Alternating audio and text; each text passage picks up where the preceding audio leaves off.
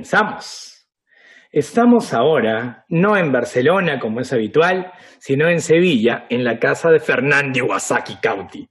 Fernando ha tenido la gentileza de recibir conversaciones de oro y será con Fernando que conversaremos no solamente de su premio Copé, sino de todo lo que se desprende de su premio Copé.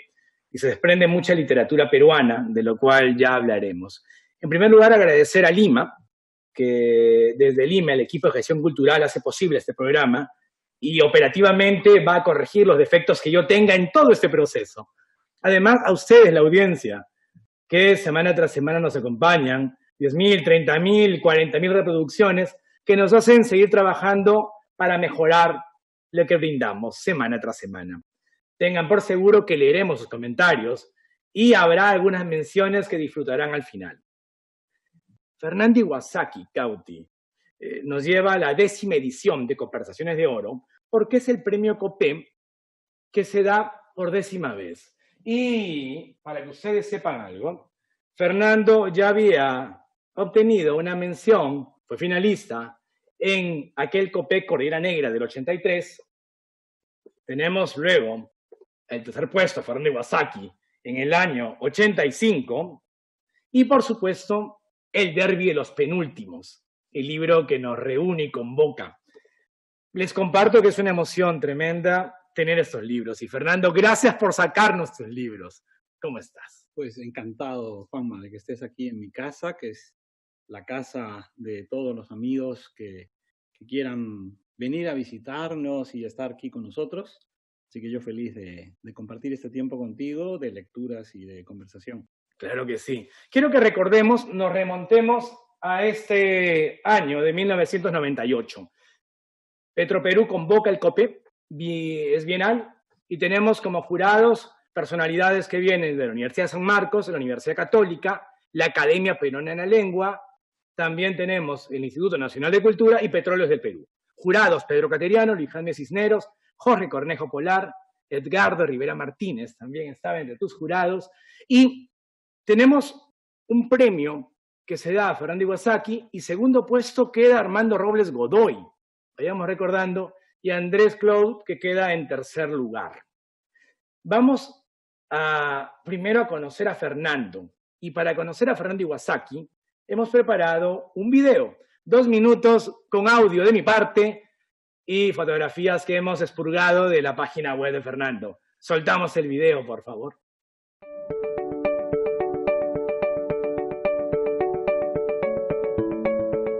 Fernando Iwasaki es novelista, cuentista, ensayista y doctorado en Historia de América por la Universidad Pablo de Olavide de Sevilla.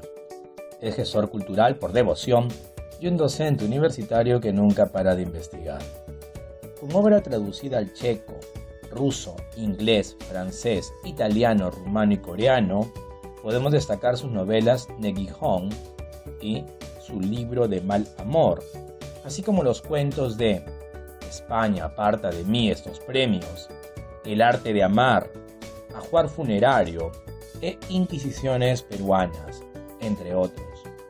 En la línea del ensayo, son claves sus libros Las palabras primas, Republicanos y El sentimiento trágico de la Liga. Además del premio Copé de Oro, ha ganado el premio Málaga de ensayo, el premio Algaba de biografías, autobiografías, memorias e investigaciones históricas. También obtuvo el premio Don Quijote de periodismo y hasta el premio Fundación del Fútbol Profesional. En su página web, Fernando Iwasaki se presenta así, tal como lo voy a leer. Nací en Lima en 1961. Vivo en Sevilla desde hace más de 30 años y tengo un apellido japonés, como todo el mundo. Estudié historia y literatura porque no tuve valor para estudiar música o bellas artes, pero he tenido la fortuna de vivir rodeado de artistas. Me encanta saber que las personas que más quiero y admiro son mejores que yo, porque así, cuando llegue el momento de ver toda mi vida como si fuera una película, sabré si fui o no un digno actor secundario.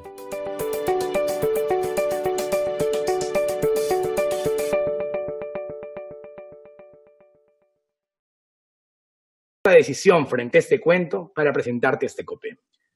Bueno, mira, es muy sencillo. El Perú es un país que por lo menos hasta entonces no tenía lo que podríamos llamar un premio nacional de literatura. Los dos grandes premios de narrativa que existían por entonces eran el premio de las 1000 palabras de la revista Caretas, de Caretas, y por supuesto, el más importante de todos, el premio Copé. Entonces, yo tenía la ilusión de, si sentía que tenía un cuento con la entidad suficiente como para intentar presentarlo al Copé, presentarme. Y entonces en aquel año, pues pensé que el Derbi de los Penúltimos reunía esas condiciones y me animé a presentarlo y tuve la fortuna de ganar. Quienes nos escuchan y que ya se ubican con el cuento de Fernando, pueden entrar al Facebook de esta conversación y leerlo. Y si no lo han hecho, pues disfrútenlo completo. Y es que es un cuento que en buena cuenta sí resume la obra de Fernando. Es primero un personaje, un escritor peruano que está en otro territorio, que no pertenece al canon oficial, y Fernando nos brinda una ficción poderosa que va de Lima a Madrid y de Madrid al Río de la Plata. Félix del Valle. ¿Quién es Félix del Valle, tu protagonista? ¿Y por qué este escritor de la vida real te es atractivo para ficcionar? Bueno, mira, en el año 92 hubo una gran exposición con ocasión del 5º centenario sobre libros de españoles en América Latina y libros de escritores latinoamericanos en España. Ya. El dueño de esos libros de la exposición era el poeta, librero y editor Abelardo Linares, un gran amigo mío. Renacimiento. Y cuando contemplé esa exposición, sentí como peruano bochorno, porque yo no conocía a los escritores peruanos que Abelardo estaba exponiendo. Por supuesto, estaba el Tungsteno de Vallejo, estaban algunos libros de Ventura García Calderón, esos libros los conocía, pero luego había novelas de Augusto Bedoya, había novelas de Félix del Valle, de Rosa Arciniega, había libros de Xavier Abril de Vivero, que yo ignoraba por completo su existencia, de César Falcón. Entonces le dije a Abelardo, yo estos libros, soy peruano y no los conozco.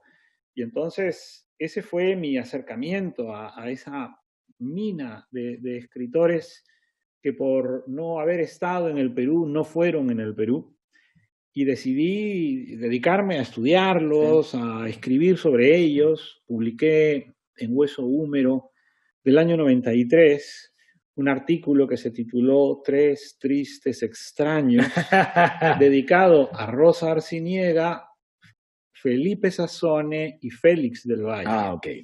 Entonces esa fue mi primera elaboración a partir de la lectura de estos tres escritores. Además decidí escribir una tesis doctoral sobre ellos, que no he presentado todavía porque estaba primero con la de historia. Pero el caso es que Félix del Valle me impresionó por su peripecia, por su aventura personal, porque en el Perú fue el gran amigo de Mariátegui. Luego, en España fue una persona muy vinculada al arte flamenco, a los toros. Ganó un premio literario muy codiciado por los escritores españoles, y Rafael Cancinos Asens, el maestro de Borges, lo elogió en sus diarios.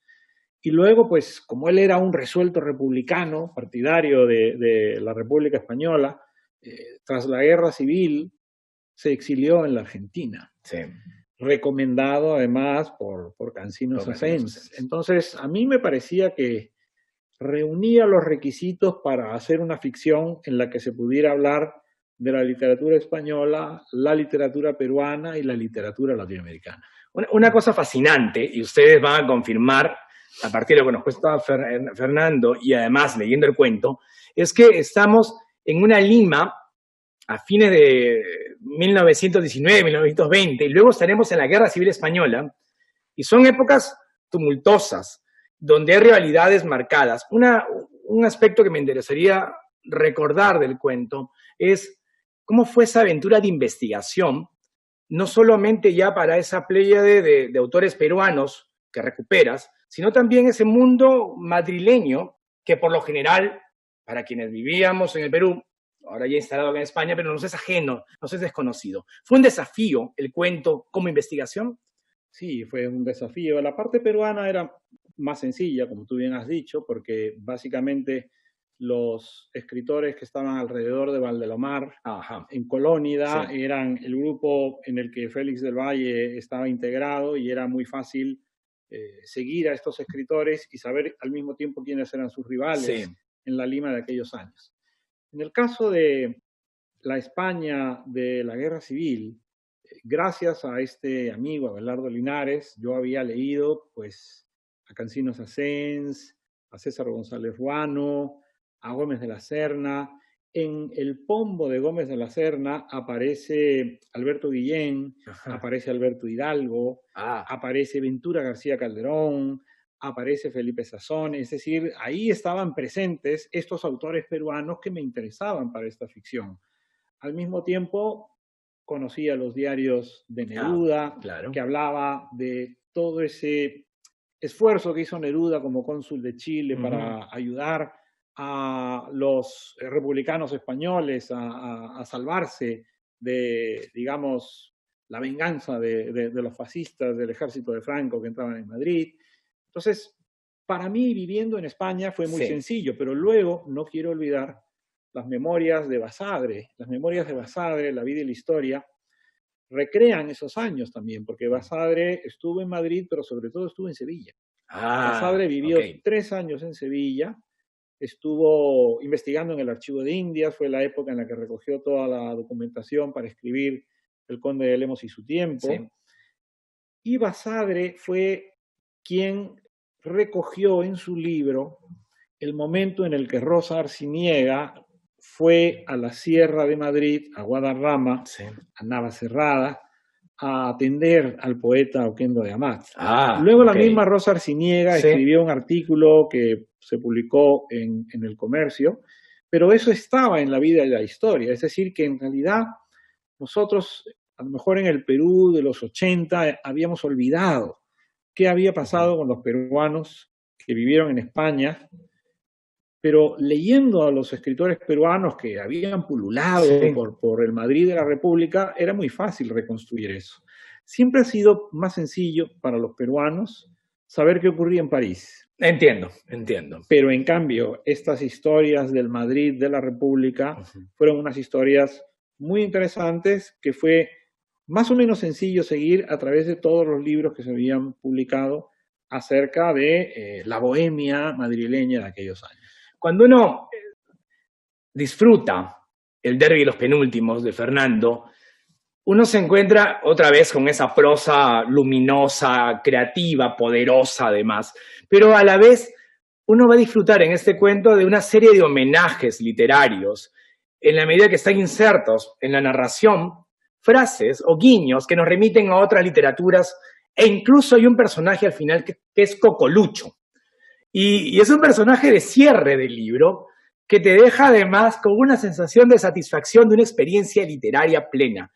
Fernando, ¿cómo es para ti la literatura? ¿Qué rol tiene en el historiador que se formó como tal la literatura como parte de su vida? Preguntando lo obvio en esta biblioteca. Bueno, Borges decía que la filosofía podía ser un género literario. También Bertrand Russell y también Fernando Savater. Entonces, si la filosofía puede ser un género literario, la historia también puede ser un género literario. A mí me interesa mucho escribir historia con una ambición literaria y al mismo tiempo escribir ficción como si fuese la ficción otra forma de hacer historia. A la vez, me encanta mezclar los géneros. A mí me gusta que las novelas parezcan ensayos, que los ensayos parezcan crónicas, que las crónicas parezcan memorias, que las memorias parezcan artículos, que los artículos parezcan cuentos. Y entonces, en esa mezcla, a mí me parece que si tú hallas un tono en el que te identificas, ese tono es lo que le da el aliento literario que le quieres imprimir a lo que escribes. A eso le añado otra cosa a la que te has referido antes. cuando me encontré ante ese retablo de escritores peruanos olvidados, me identifiqué rápidamente con ellos. Pensé, ellos en el Perú fueron olvidados por no haber vivido en el Perú, y la verdad es que no me parece un mal destino tampoco para lo que escribo, no me parece una suerte ingrata, porque disfruté mucho redescubriéndolos y Sí. hablando de ellos. Y la literatura también es eso, la literatura es saber que todos seremos olvidados, Sí. pero que a lo mejor escribimos para un lector futuro que conectará con las cosas que nos gustaron y entonces quizá lo que has escrito tenga una segunda oportunidad. Entonces, por eso para mí es muy importante el rescate.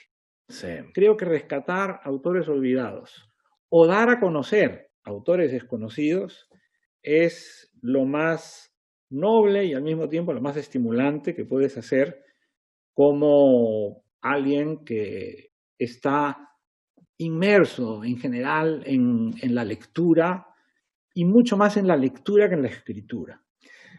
Fernando, les cuento, yo he invadido Fernando desde ayer y estoy canibalizando la biblioteca porque es el disfrute de tener una biblioteca no solamente de literatura universal, sino también latinoamericana y específicamente peruana en historia y otros géneros y literatura que hacía tiempo que no tenía tan a mano. Y esto permitió que hablemos sobre muchas cosas con Fernando.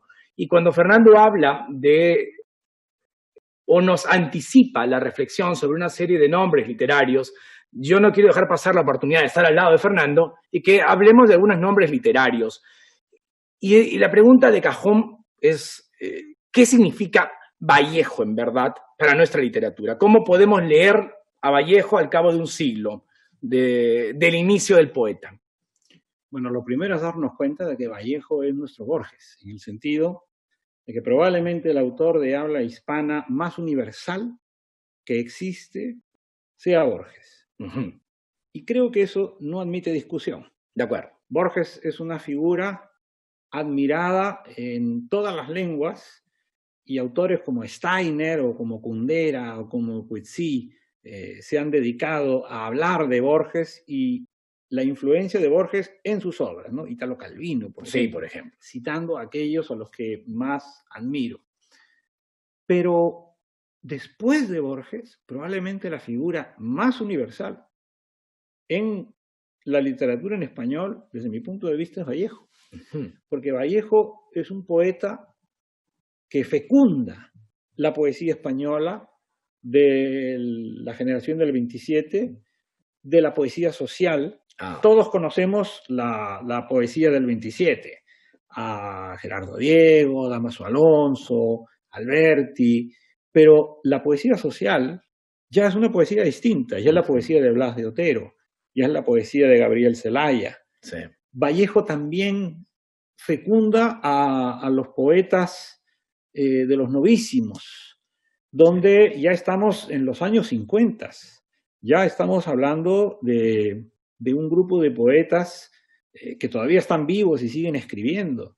Pero es que luego Vallejo influencia también a Félix Grande, que es un poeta que ha muerto hace muy poco tiempo, ha muerto joven Félix, pero que es un poeta que ha dedicado muchos años de su vida a promover la obra de Vallejo, por no hablar de poetas jóvenes españoles que leen a Vallejo con unción. Sí. Pero es que además Vallejo influencia a Samuel Beckett, porque Beckett, gracias a Neruda, conoció la obra de Vallejo. Esto lo cuenta Efraín Cristal en el prólogo a la edición en inglés de Los Heraldos Negros. ¿De acuerdo? Y nos dice Efraín Cristal que en el tercer monólogo de Esperando a Godot palpita la poesía de Vallejo. Y Vallejo al mismo tiempo es un poeta que también fue rescatado por los poetas franceses inmediatamente después de su muerte. Por lo tanto, Vallejo es un poeta en español, pero universal. Desde mi punto de vista, incluso más universal que Pablo Neruda, porque aunque Pablo Neruda ganó el premio Nobel y fue celebrado hasta el último de sus días También es verdad que todo el periodo de la dictadura soviética y del Sí. estalinismo, pues en cierta forma empañó algunos momentos de la producción poética de Neruda. Eso no ocurrió con Vallejo. Vallejo al mismo tiempo tuvo una vida que todos entendemos que fue una vida casi heroica. Sí, Roberto Bolaño le dedica una novela, Monsieur Pen, claro. donde es la agonía de Vallejo la principal protagonista Sí. de esa novela. Y por esa y muchas otras razones, Vallejo es la figura más universal de la literatura peruana. En términos de influencia, más universal que el Inca Garcilaso, más universal que Mario Vargas Llosa, ¿no? Y eso son palabras mayores. Son palabras mayores. El Sí. Inca y Mario Vargas Llosa no son cualquier nombre en la historia de la literatura en español. Para no dejar la poesía, Fernando, ¿dónde triangularíamos ahí, por ejemplo, a José María Eguren? Fernando ha tenido la gentileza de mostrarme esta edición de Mariátegui, firmada por Eguren a Ventura García Calderón, así que estábamos con Eguren. Y la otra pregunta sería cómo trabajamos y cómo afrontamos a Alberto Hidalgo, a quien también estamos volviendo a leer, no solo como poeta, sino como prosista. Eguren, Hidalgo, ¿cómo son esas figuras en nuestro imaginario literario? Bueno, en nuestro imaginario literario estoy seguro que Eguren, para muchos lectores de poesía peruana, después de Vallejo, quizás sea el segundo gran poeta, ¿no? Es decir, si no es Eguren, es Martín Adán, si no es Martín Adán, será Blanca Varela. Es una lista para que vayan tomando porque es clave leerlos. Pero es una lista pequeña, pero muy rica. Muy ¿no? rica. Es decir, Eguren es una figura que fue reconocida también a nivel de los grandes escritores en español de su tiempo. Borges tiene un poema en La moneda de hierro que se llama El Perú. Claro. Y donde dice que el Perú era y unas líneas de Eguren que pasan levemente, ¿no? Entonces, Eguren era leído y conocido por Borges, ¿no? Entonces, creo que la figura de Eguren, los Reyes Rojos con su juego de eyes y rojos y ojos, es una figura medular. Por supuesto, también lo es Martín Adán, también lo es Blanca Varela, también Watanabe, pero ahí tienes un grupo muy reducido de grandes poetas. Entre ellos está quizá el segundo gran poeta de la historia de la poesía peruana. Pues Eguren fue el inspirador de los colónidas. Por supuesto. Eguren fue una figura admirada por Mariátegui. Y en los momentos en los que estaba Vallejo irrumpiendo y convirtiéndose en la figura que posteriormente todos íbamos a terminar adorando, 3 días antes era Eguren, ¿no? Porque Eguren era la gran figura para los poetas y los críticos peruanos. Lo terrible fue casi el olvido y el abandono en el que Eguren vivió sus últimos años, ¿no? La gente que lo conoció lo recuerda caminando por la avenida de Arequipa porque no tenía plata para tomarse un colectivo, ¿no? Qué bestia, ¿no? Es durísimo. En ese universo y en este panorama que vamos diseñando, ¿cómo hablamos de Arguedas? ¿Qué palabras tenemos para Arguedas? Yo he vuelto a mirar la edición de Losada que tiene Fernando, que yo tengo en Lima y cuya nostalgia está de no tenerla cerca. Y hablar de Arguedas es hablar de paternidades en varios niveles, Fernando. ¿Cómo influencia en ti y cómo influencia en los que vinimos después? Bueno, Arguedas, junto con Ribeiro y Vargas Llosa, fue uno de esos escritores que uno leyó en el colegio, ¿no? También a Ciro Alegría. Pero Arguedas, a mí me gustaría decir que es una figura a quien por razones extraliterarias de pronto le hemos creado un linaje propio, divorciándolo de autores como Bryce, como Mario Vargas Llosa, como Ribeiro, y como muchos que han escrito casi siempre desde Lima, como si Arguedas no tuviera nada que ver con ellos, ¿no? Y a mí me parece que hay que restaurar ese vínculo que existió entre Arguedas y Vargas Llosa, Arguedas escribió en Los ríos profundos sobre un internado, y ese internado era un microcosmos del Perú. La primera novela de Vargas Llosa importante es La ciudad y los perros, donde hay un internado, un colegio militar, que es un microcosmos del Perú. Pero es que en el mismo año en el que aparece La ciudad de los perros, Arguedas publica El Sexto, Sí. donde hay una cárcel, que a su vez es otro microcosmos del Perú. O sea, Arguedas es el primero que vislumbra que un espacio cerrado Sí. puede ser el espacio que contenga todas las sangres del Perú y todas sus culturas.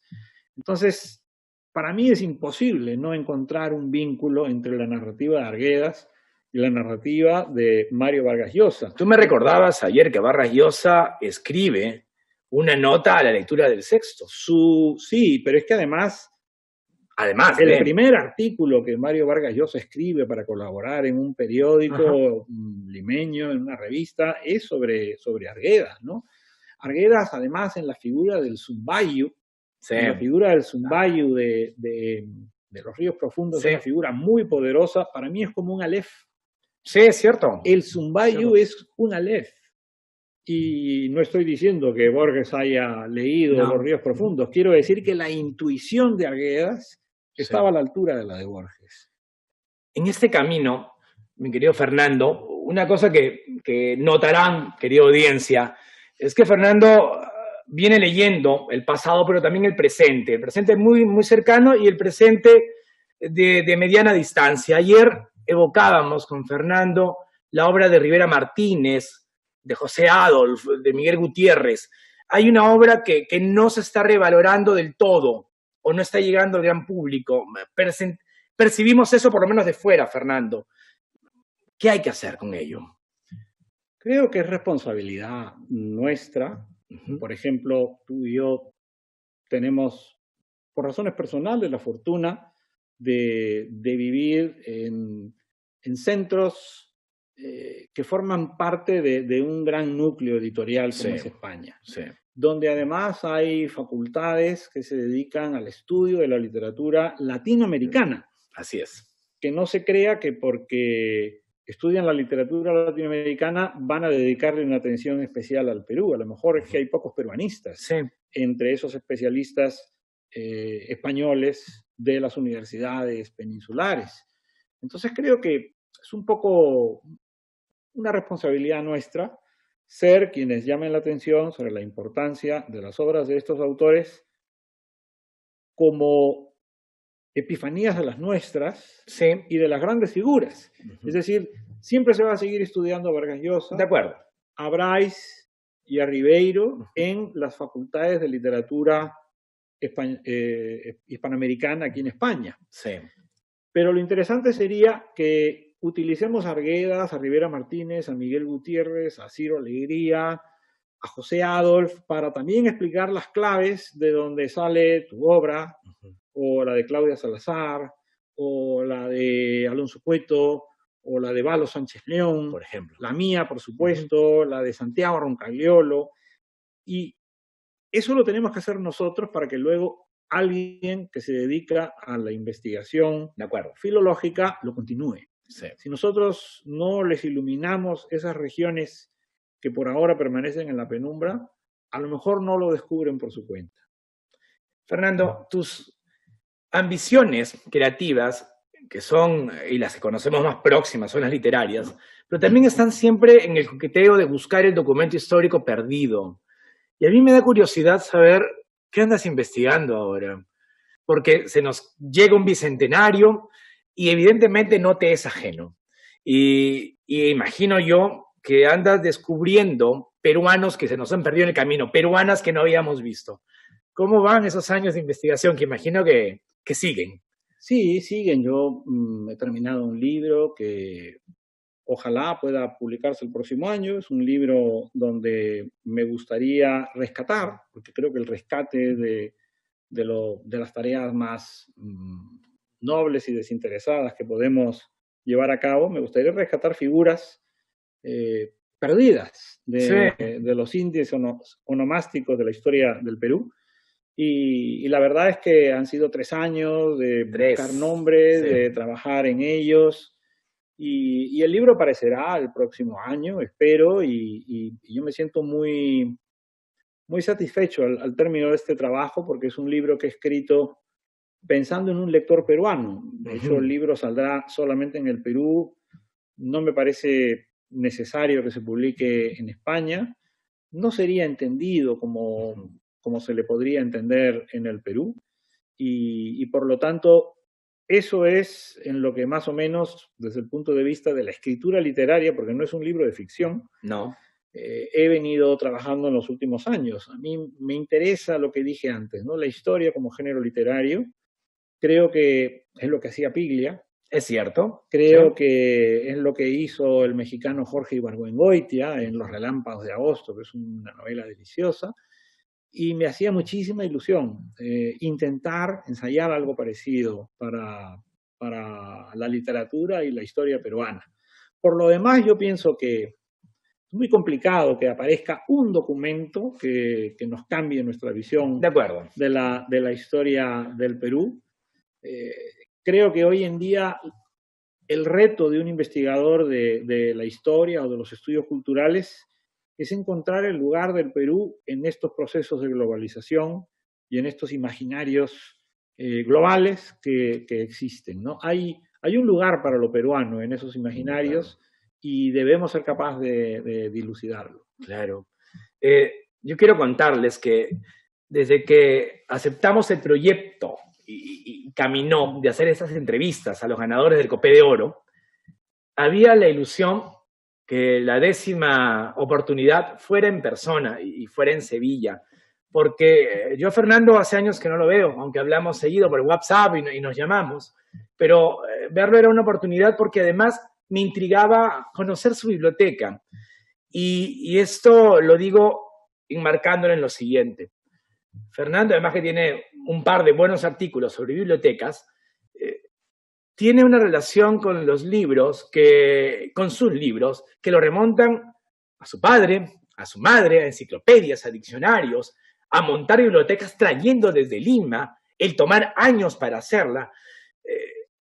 ¿Cómo te sientes tú en un entorno como este? Estos 12.000 libros que ustedes no verán, pero que yo tengo ante mí, y que son en buena cuenta de la biblioteca del Nautilus, como lo cuentas tú. Bueno, ojalá sean 12.000, no sé. 11.900 parecen. Pero el número 12.000 me parece un número bonito por la biblioteca del Nautilus. Claro. ¿No? Hoy a lo mejor esos 12.000 libros caben en una tablet, en una de estas Pero cosas. no queremos una tablet para ellos, ¿no? No la queremos. Pues yo vivo en el campo, yo vivo en una casa rural, no tenemos agua potable, no tenemos servicio de alcantarillado, pero en fin, eso es una decisión familiar Sí. de vivir donde estamos viviendo, porque lo que queríamos era disfrutar de un espacio para poder tener los libros que queríamos tener. Entonces, donde estamos en este momento era un establo, y este establo durante años lo hemos restaurado para poder albergar los libros que me traje del Perú y que al mismo tiempo he seguido comprando o he venido recibiendo durante los últimos 34 o 35 años. Y a diferencia de lo que le ocurre a muchos amigos que con gran dolor tienen que ir cada cierto tiempo desprendiéndose de los libros porque no les caben en un departamento de 60, 80 metros cuadrados, mi lujo es poder tener espacio para guardar los libros con los que me quiero quedar. Claro, es eso. Fernando, tú eres un hombre afincado en Sevilla, un vecino ilustre de Sevilla, que está vinculado mucho con la ciudad. ¿Qué tuvo Sevilla como sensación y experiencia de vida para que te fueras quedando aquí?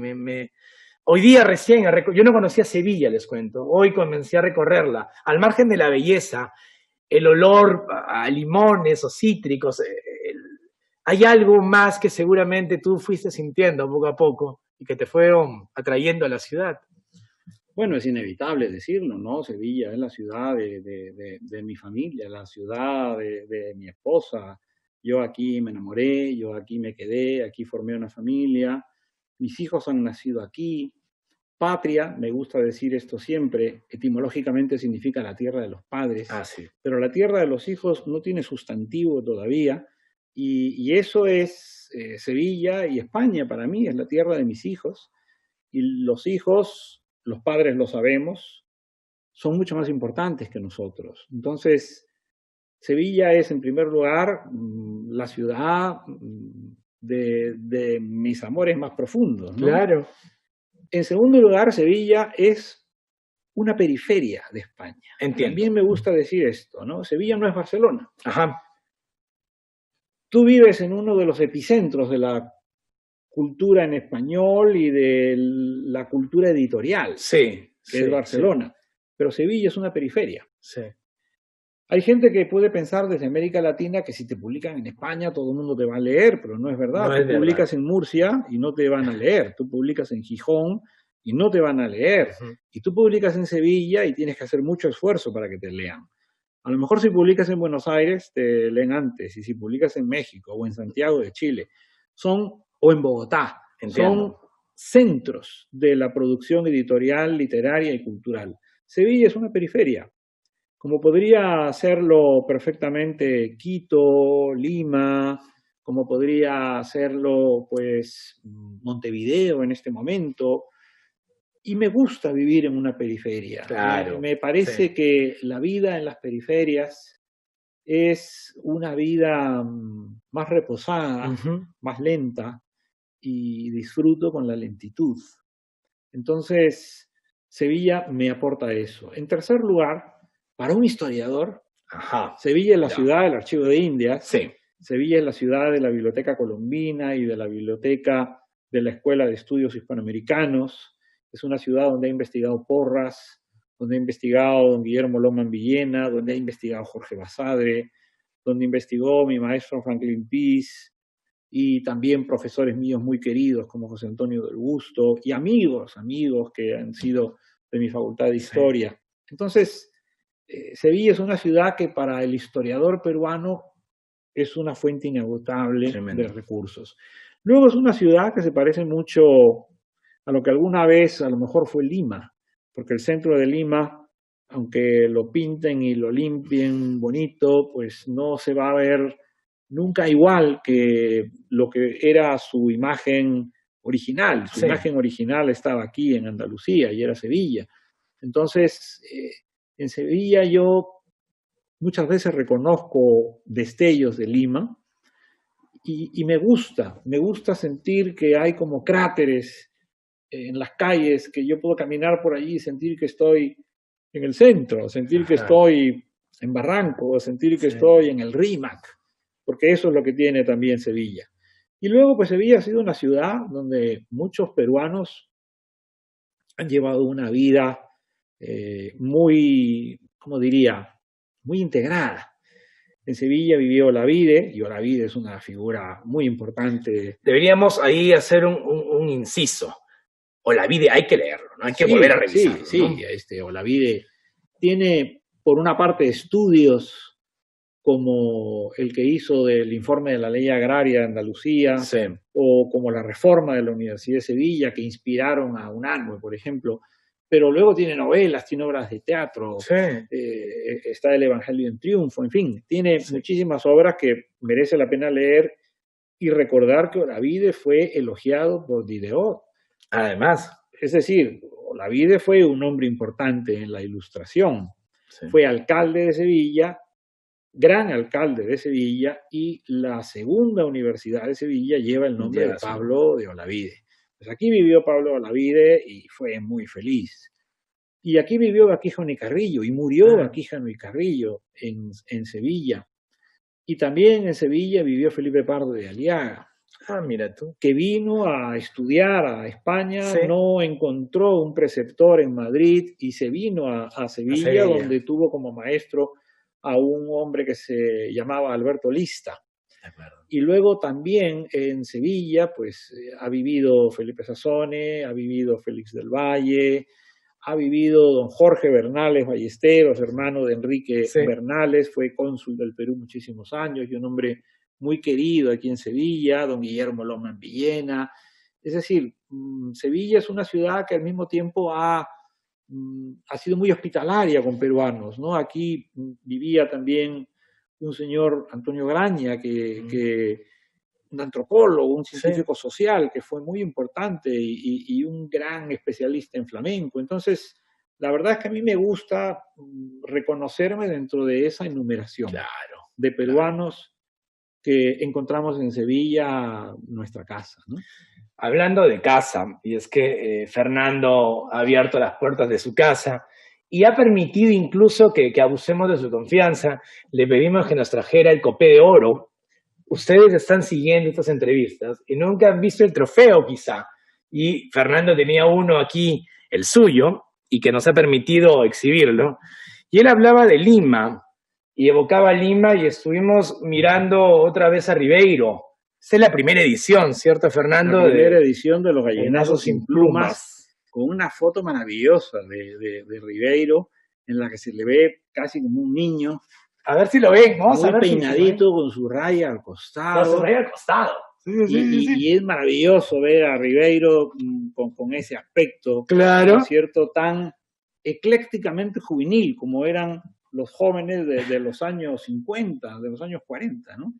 Tú estás eclécticamente juvenil, mi querido Fernando. Tú no te envejeces. Yo soy abuelo. Eres un abuelo que no te envejeces, cosa que es una maravilla ser abuelo, porque Liam es mi nieto. Porque fíjate, cuando tú eres un padre estrenado, eres un padre joven, y dices, yo daría la vida por mis hijos, ¿no? Eso no ha cambiado. Pero al mismo tiempo lo dices no solo convencido, sino con la angustia de pensar, ¿y qué será de ellos cuando yo no esté? Claro. Bueno, pues yo sé que yo daría la vida por mi nieto, pero ya no siento angustia. Siento una paz muy grande al decirlo. Me parece lo razonable y lo lógico. Y sospecho que esa forma tan alegre de decir, yo daría la vida por mi nieto, es una forma de envejecer. Es una bonita forma de envejecer. Por supuesto que sí. Y ustedes, entonces, ya que hemos aprovechado a este abuelo, exprimiéndolo en su casa, vamos a dejarnos de conversar entre nosotros y para que ustedes disfruten de un video que ha sido preparado para Fernando. Y es que María Elcira Brum, brasileña, va a ser la responsable de comentar el derbi de los penúltimos. Yo les cuento que María Elcira es escritora bilingüe, con obra novelística y ensayística en portugués y en español. Es creadora y coordinadora del Taller Laboratorio de Creación y Desarrollo de Textos para la Creación Colectiva y la Comunitaria. Además es investigadora y traductora en su lengua, portugués, y también obviamente es el español. Doctora en Comunicación y Semiótica, con formación en Historia y Filosofía de la Ciencia. Es una escritora itinerante en el territorio americano, va recorriendo América. Ayer hablé con ella, está en México. Su último libro se llama G×2, Realidad Total, publicado en Sao Paulo. Tiene un libro con Copé, conoció a Fernando en Roma y ahora está para ustedes. Soltemos el video.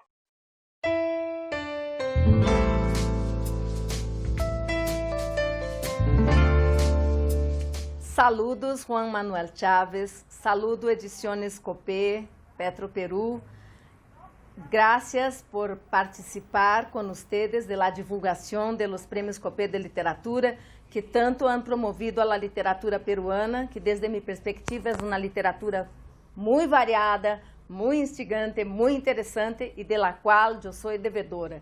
Me toca comentar El Derbi de los Penúltimos, cuento de Fernando Iwasaki, que ganó el Premio Copé de Literatura en 1998, el Premio Copé de Cuento. Es un cuento largo, puede ser leído como un cuento largo, también puede ser leído como un falso ensayo histórico.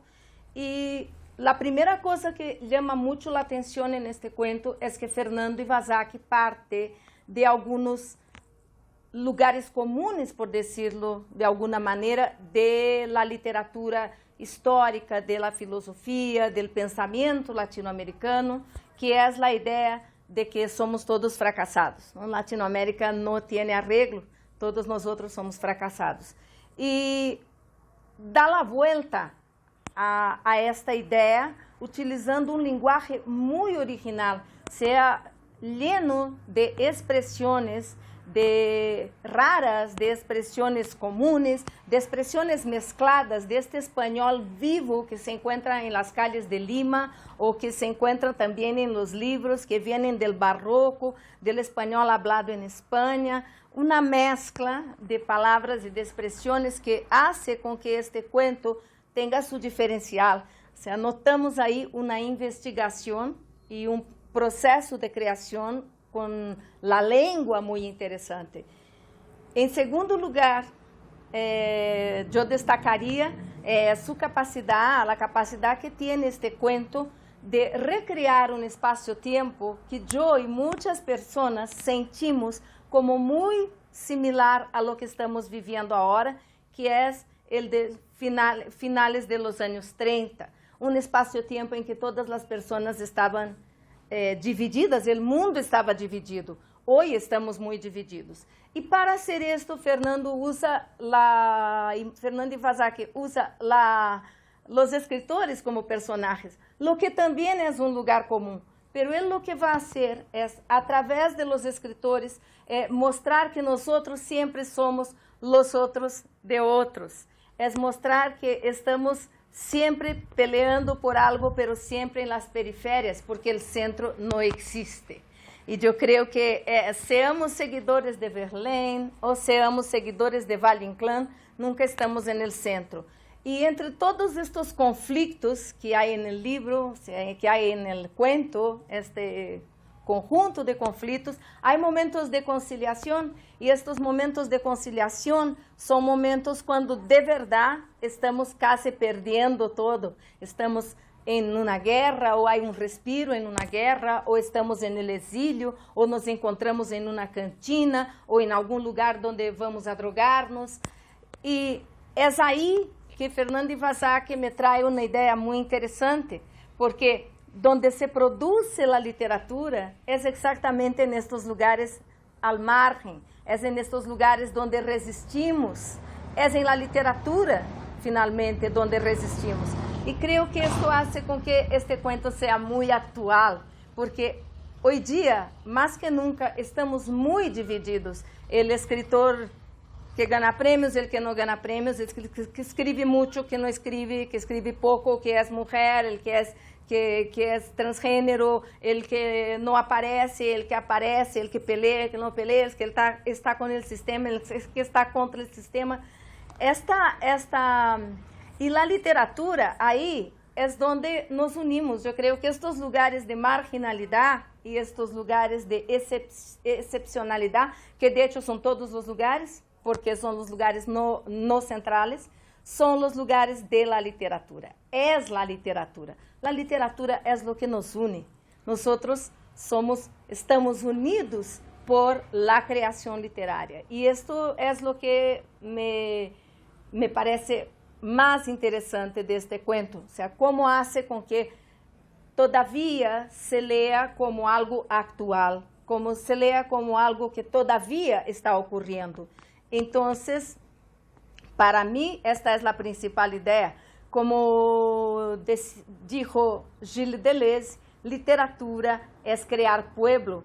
Y yo creo que esto es lo que debemos hacer, o que es lo que hacemos, crear una comunidad. Y esta comunidad es una forma de resistencia a un mundo que está tan dividido, sea el mundo en general o el mundo de los escritores. Muchas gracias y hasta una otra oportunidad. Felicitaciones.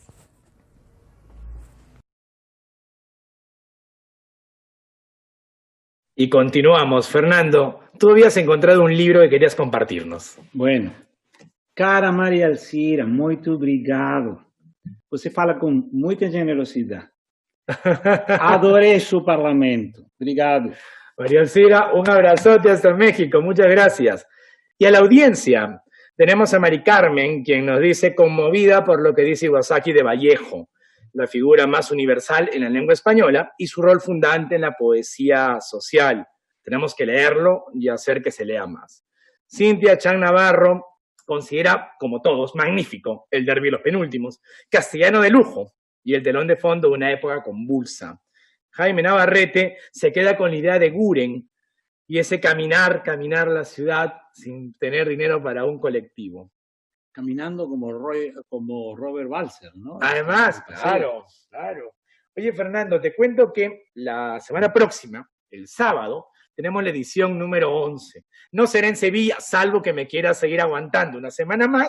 No hay problema. No hay problema. Si es que Fernando me bota de aquí, no es broma, regreso a Cataluña, tal vez no a Barcelona, y hablaremos del cuento que gana el siguiente Copé. Es de José de Piero Chávez, cuyos ancestros son cajamarquinos como los míos, lápices, y será el motivo de reunión. Hemos estado entonces para ustedes de Sevilla, con Manuel Chávez, haciendo conversaciones de oro, y un tipo de oro como es Fernando Iwasaki. El oro es el oro del Perú, que es una referencia mundial. Es una referencia mundial. Vale un Perú. Muchas gracias por seguirnos y comenten todo lo que respondemos. Muchas gracias.